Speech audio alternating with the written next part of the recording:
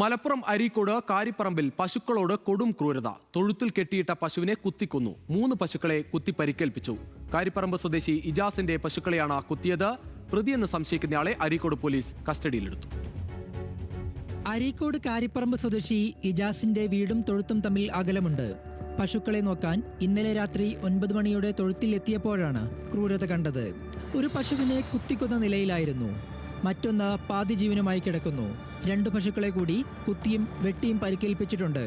ഉടൻ തന്നെ മൃഗസംരക്ഷണ വകുപ്പിന്റെ മൊബൈൽ യൂണിറ്റിൽ വിവരമറിയിക്കുകയും 3 പശുക്കൾക്ക് ചികിത്സ നൽകുകയും ചെയ്തു. ഇതിപ്പോൾ ഇന്നലെ രാത്രി ഏകദേശം ഒരു 7 മണിൻ്റെ 8 മണിൻ്റെ ഇടയിലാണ് നടന്നതെന്നാണ് നമ്മൾ അറിവുള്ളത്. ഇതിപ്പോൾ ആര് ചെയ്തായാലും അതിൻ്റെ പിന്നിൽ പ്രവർത്തിച്ച ശക്തി എന്തായാലും അവർക്കെതിരെ ശക്തമായ നടപടി സ്വീകരിക്കണമെന്നാണ് നാട്ടുകാരെന്നുള്ള ഞങ്ങൾക്ക് പറയാനുള്ളത്. സംഭവത്തിൽ അരീക്കോട് പോലീസ് കേസെടുത്തു. പ്രതിയെന്ന് സംശയിക്കുന്നയാളെ കസ്റ്റഡിയിലെടുത്തു. ഇറച്ചി കച്ചവടക്കാരനാണ് കസ്റ്റഡിയിലുള്ളത്. ഇജാസുമായുള്ള സാമ്പത്തിക തർക്കമാണ് പശുക്കളെ ഉപദ്രവിക്കാൻ കാരണമെന്നാണ് പ്രാഥമിക നിഗമനം. പശുവിന്റെ പോസ്റ്റ്മോർട്ടം നടത്തി. അരീക്കോട് പോലീസ് കൂടുതൽ അന്വേഷണം നടത്തി വരികയാണ്. ന്യൂസ് മലയാളം, മലപ്പുറം.